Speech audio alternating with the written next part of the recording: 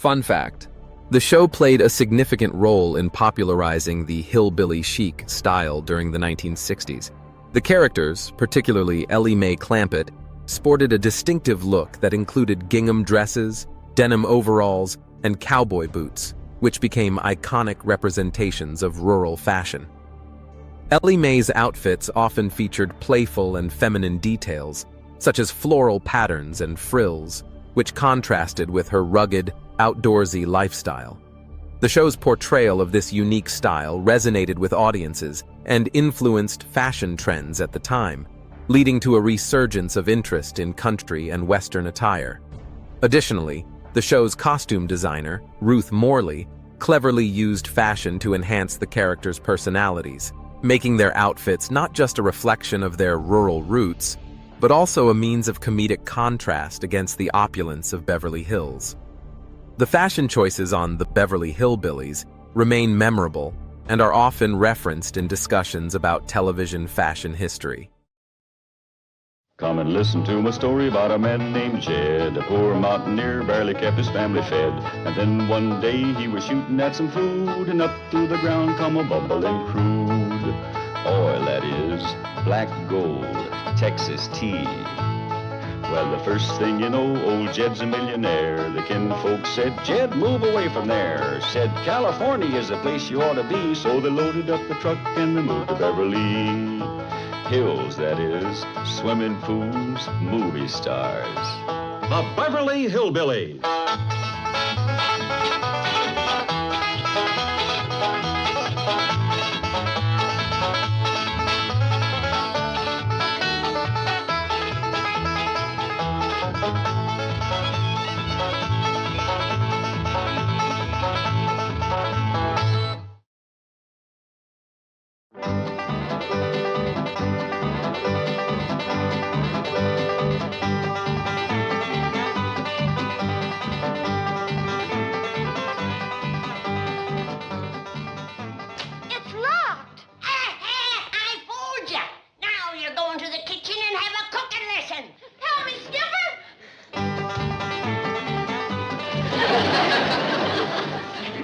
Figured who could have locked this and took the key? Wasn't me, Uncle Jed.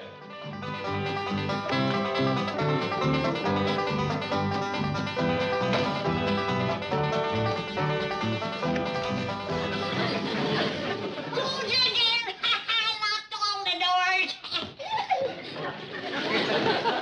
Who let Ellie out? Ellie did.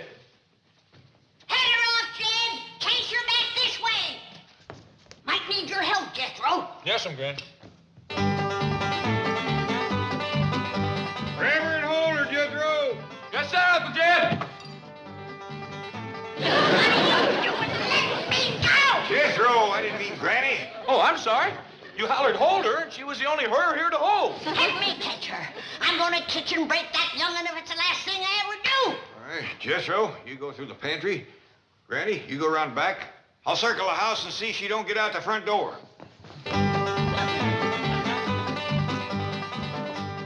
Hurry, Skip. Unlock the door.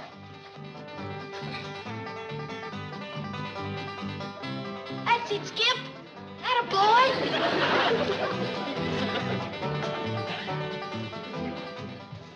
Come on, Skip. Turn the key. I got you trapped now.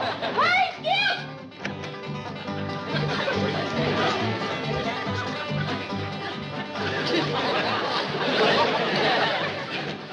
Jethro, grab her and hold her. Jethro, push him down, you big blue shoot. Ellie Mae got away, thanks to you, Jethro. Yeah, you're welcome, Uncle Jed, but I pretty near lost my leg doing it. She made it to the big tree, Jed.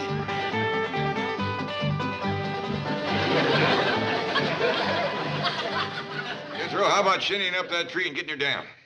I'd sooner jump into a swamp full of gators. This ain't no time for swimming. Now get up that tree. I'm too young to die, Granny. Granny, the boy has been thrown out of that tree a couple of times on his head. It ain't just that I got to fight Ellie up there in that treetop. She'll have her bobcat up there to help her. Her raccoon and her possum and no telling what all. There goes a little ape to join her side. Son of a gun can hang on with one hand and hit you with three. All right, you big fraidy cat. I'll go get her myself. No, Granny, Jethro and me will handle it. You just stick around the bottom of the tree and see that no more critters joins up with her. Come on, Jethro.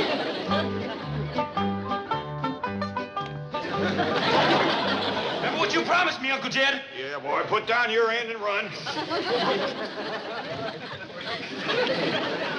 Where's Jethro? I'm gonna beat him up. You ain't gonna beat nothing but a great big batch of biscuit dough. Now you get busy and make your pa a nice pan of hot biscuits. You want hot biscuits, Pa?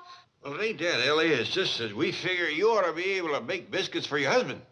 Well, I ain't got no husband. Well, we're hoping all that'll change. You see, here in Beverly Hills, the girl's got a chance to marry up with a handsome movie star. Yeah, like Tom Mix or Hoot Gibson. Well, Granny, I hear tell that they got some new ones. Miss Jane was talking about a fella named Cary Grant. Grant? I don't think he's any relation. Now, Ellie Mae, supposing you was to marry up with Cary Grant, and old Cary looked up from the supper table and he says, Ellie Mae, honey, I'm just a-honing and a-pining for some hot biscuits to sop up my red-eyed gravy. What would you say to that? I'd tell him to make his own biscuits the same way he made the gravy, because I can't make that neither.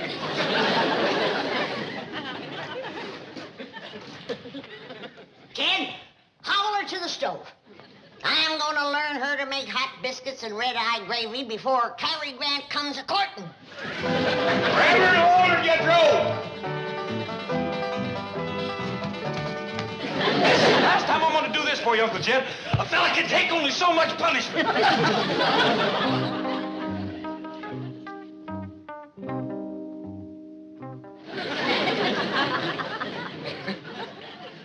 Ellie Mae, looks to me like you might be fixing to make biscuits.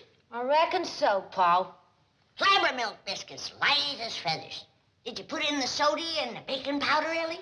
All there was. All there was? Why, that was a 2-pound can of baking powder.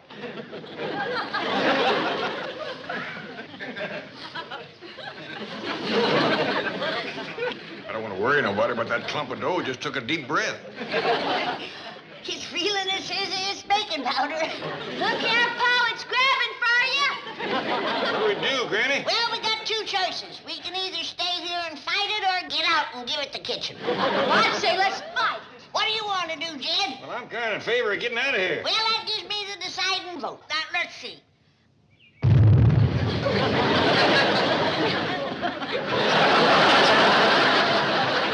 Granny, I kind of think we're going to have to find another way to get Ellie ready for courting. Not me!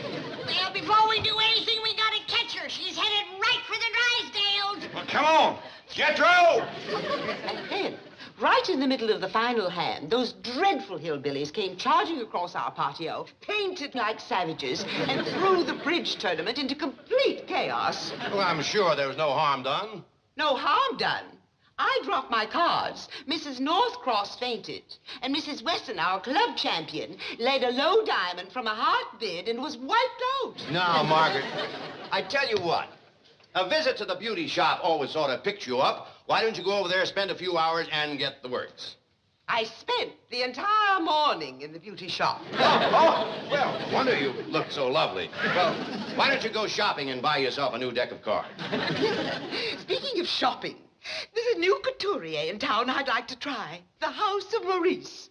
Everyone at the bridge luncheon was raving about the beautiful gowns he designs. Of course, he is terribly expensive. Don't give it a thought. You mean it? Of course. Stop thinking about it and go buy yourself a deck of cards.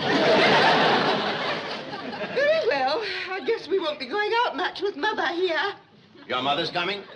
She seems to be the only one I can talk to. Well, how about this new couturier? I'd love to talk to him. Okay, you win. Milburn, you're so sweet, so kind, so understanding. Put them all together, they spell chicken.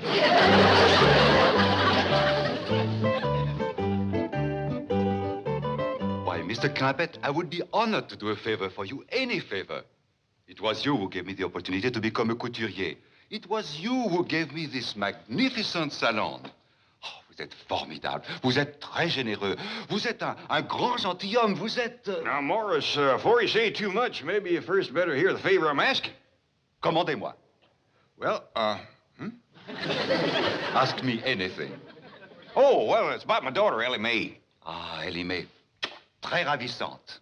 Yeah. Well, Your daughter is beautiful. Oh, yeah. Kind of high-spirited, though.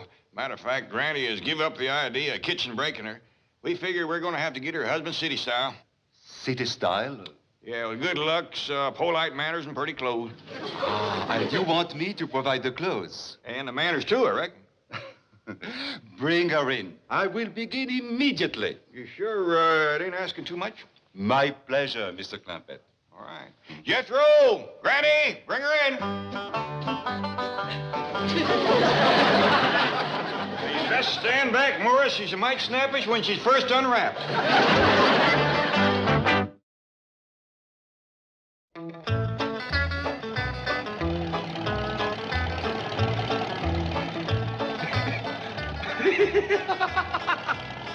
You sitting on a feather or something? No, sir, Uncle Jed. I'm just thinking about what that dress shop is going to look like when Ellie Mae gets done bouncing that Frenchman off the wall. She's going to turn that dude every way but loose. Ellie Mae don't balk at wearing pretty dresses. She done herself right proud in that style show, didn't she, Granny? Yeah, but I still say we should have hobbled her to the stove and learned her to cook. It ain't fitting for a girl to get married if she can't cook. Well, I was talking to Morris about that. He says cooking ain't too important. Especially if Ellie was to marry up with a big movie star like Cary Grant. That don't make sense. You mean to tell me if Cary Grant comes home at night after working hard riding and roping and fighting them rustlers that he ain't gonna be hungry?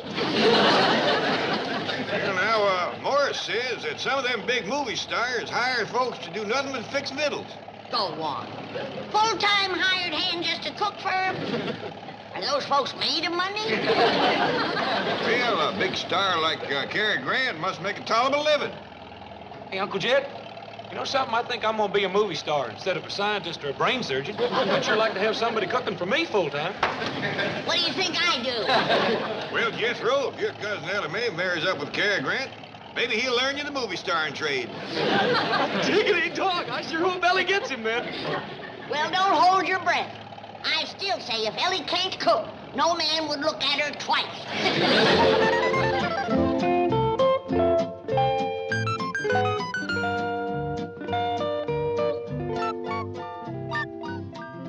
C'était pas belle. Un rêve. Exquise. Ravissant. Adorable, non. Une princesse. Are y'all making fun of me?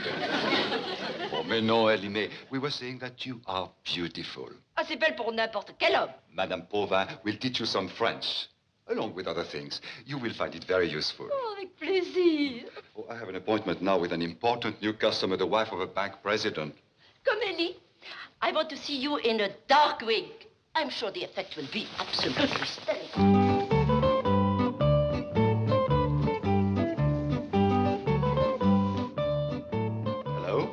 Oh, howdy there, Morris. This here is Jed Clampett. Well, Granny and me are just wondering whether Ellie's behaving herself. Monsieur Clampett, your daughter is approaching me now, and here she is, standing by my side. I can only say, oh, c'est un ange. C'est une beauté. Elle est plus belle qu'un... Sounds like Ellie's choking the poor fella. Ellie Mae, you let go of him. Votre père, your father. Ellie Mae. Young ladies do not whistle, they say. Enchanté. Now speak to your father. Père, father. Howdy, Père. Enchanté. That there's French for howdy, Pa, and... Ellie Mae, are you behaving yourself and doing what Morris and Miss Povan is learning you? Yes, sir, Pa. I mean, Père. That Mrs. Povan is learning me to talk French. Listen to this. Ouvrez la porte. That means open the door. Well, doggy. Ellie Mae just learned how to say open a door in French. Don't you open it, Morris. She'll run off on you. Done happened to me twice already today. Now, Ellie Mae, Granny and me just want to say we's real proud of you. Now, you learn how to dress purty and talk that French real nice. Huh? Well, now, the first time you run into Cary Grant, you say it to him right off. Bye, honey. Say what to Cary Grant? Ellie Mae just learned how to talk some more French. Does it real nice, too. La plume de ma tante. Well, I hope it means hot biscuits and red-eyed gravy. Don't wait for me, Jenkins. I'll be a long time, I hope.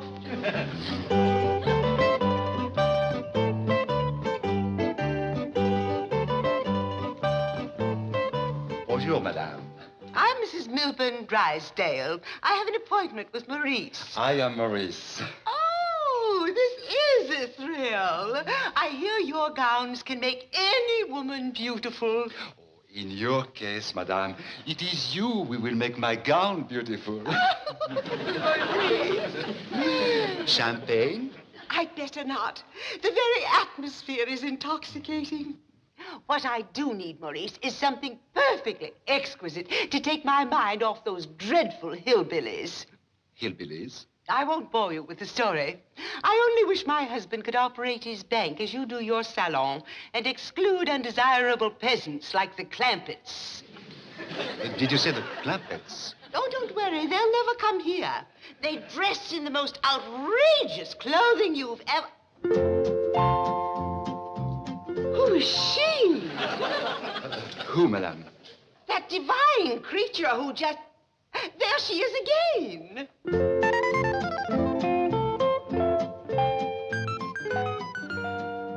She's a customer. But she must be someone famous. Is she a movie star? No, madame. Who then? Tell me. If I did, you would not believe me. Royalty. I should have known. She has that unmistakable regal bearing. Oh, please, Maurice, tell me who she is. I am sorry, Madame Drysdale, but we cannot reveal the identity of the young lady you have just seen. Pardon, monsieur, téléphone. Excusez-moi, s'il vous plaît. Tell me, she is royalty, isn't she, that lovely young lady? Well, I can truthfully say that I did hear Monsieur Maurice refer to her as a princess. I knew it. This is just too thrilling. Chief, are you sure you're doing the wise thing? Are you kidding? My wife told the chauffeur to wait. She'd hoped she'd be a long time. In this kind of a shop, she can break me. Madame will notice the striking beauty of this gown, matched by her own striking beauty. The motif is classic, the material is velvet, and the design is, of course, original. And the price is, of course, outrageous. Milburn, how utterly vulgar. How much is it? Maurice, you see what association with the wrong people has done to him? Pardonnez-moi. Certainement, madame. Milburn, you oaf. Just being here is a privilege. Do you realize who's back in the fitting room this very moment? A princess. Really, a princess? Did you say something about a princess? Being fitted in the back. Isn't it thrilling? Who is she? Maurice refuses to divulge her identity. Probably traveling incognito. She didn't fool me. That kind of beauty and bearing has to be royalty. Look, there she is. Isn't that thrilling? Isn't that Ellie? Gance. Elegance. That's the word you're looking for, Chief. Right. Ellie gone. Yonder's the Drysdales and Miss Jane. No. Glasses. Oh, here they are. Mrs. Drysdale. The princess will think we're tourists. You oaf. Look, you frightened her away. Oh, dear, I'm sorry. But why can't I just go over and say hi to my friends? Well, they'll think I'm putting on airs. Ellie, Madame Drysdale is, how you say, comment dit-on en anglais, poseur? Snob. Oui, snob. Now, if you will listen exactly to what Madame and I tell you, we will teach her a great lesson. Okie dokie. Oh, non, doki doki. Certainement, c'est convenu, naturellement. Well, how about...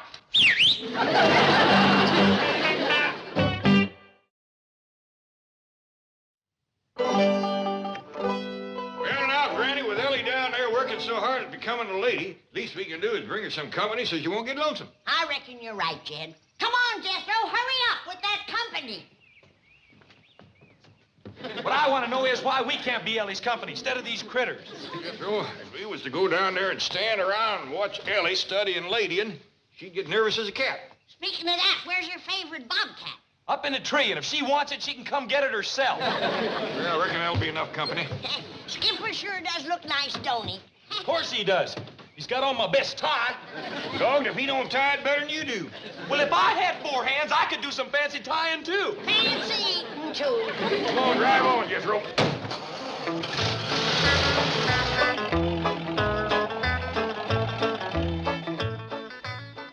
Milburn, you bourgeois banker, how can you just sit there when we may be about to meet royalty? I have tremendous self-control. What did you find out?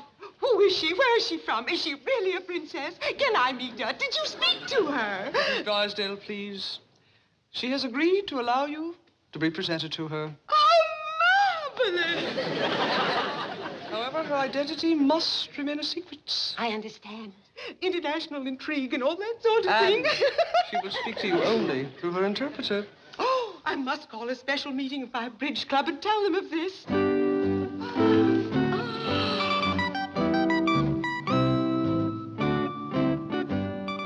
Presenting Mr. and Mrs. Drysdale. Je vous présente Monsieur et Madame Drysdale.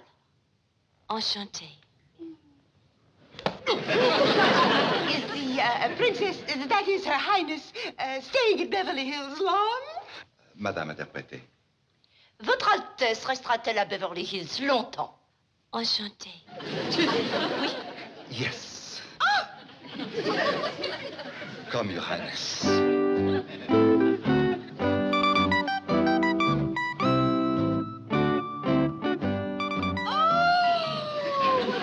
Exciting experience.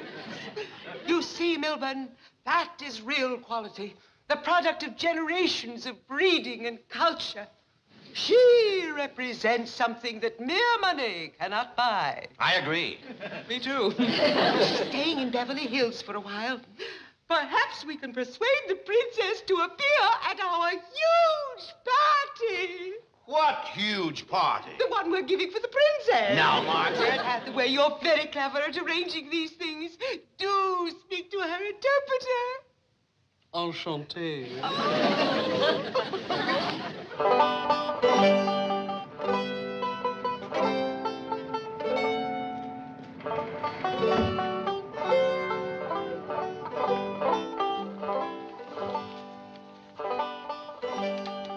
Excuse me, ma'am, but we're looking for my daughter. She's about your size, except she got yellow hair. Well, I'm Ellie. Doggy, that is Ellie Mae. Child, have you had your head up a stovepipe? Why, your hair is as black as soot. I know, Granny. This here's a wig. See? Like this.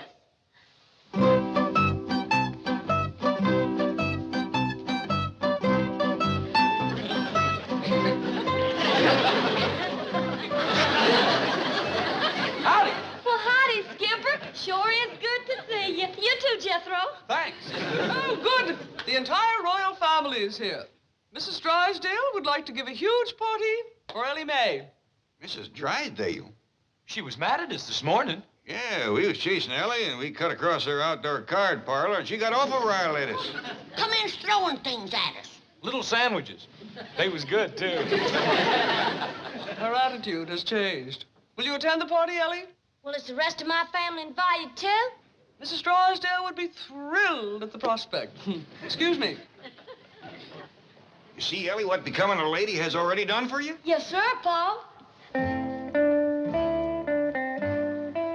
Did you speak to her? Will she accept? The princess will attend your party if her family and retinue are also guests. But of course they're all invited. I'll be honored.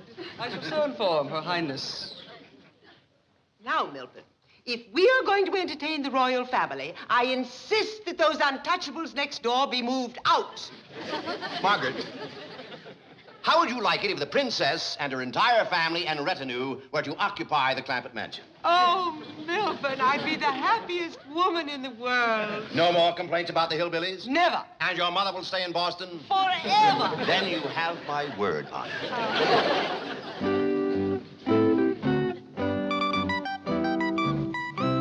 Her Highness is pleased to accept. Your Highness.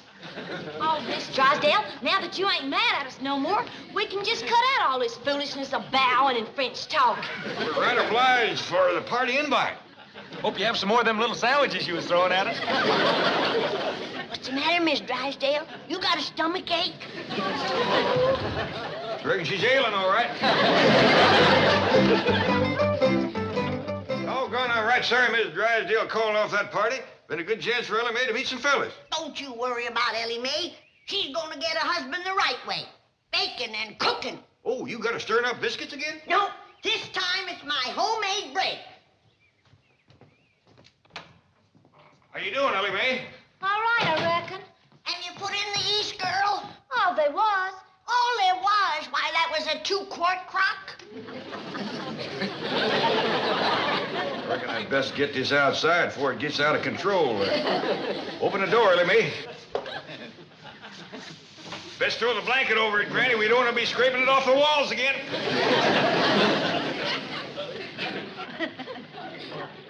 Now I know what Cousin Pearl used to say to you, Ellie Mae. Marry a man that knows how to make dough.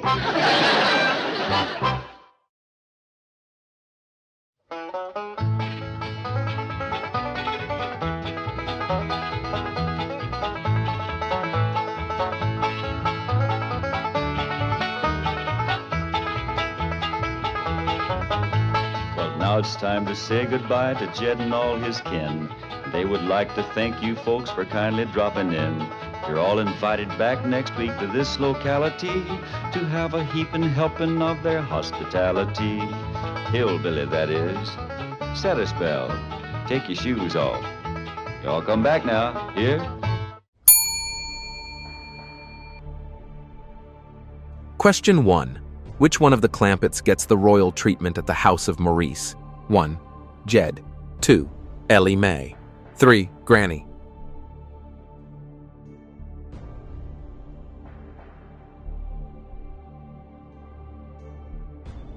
Question 1. Which one of the Clampetts gets the royal treatment at the house of Maurice? 1. Jed. 2. Ellie Mae. 3. Granny. The answer, Ellie Mae gets the royal treatment, also learning some French and etiquette.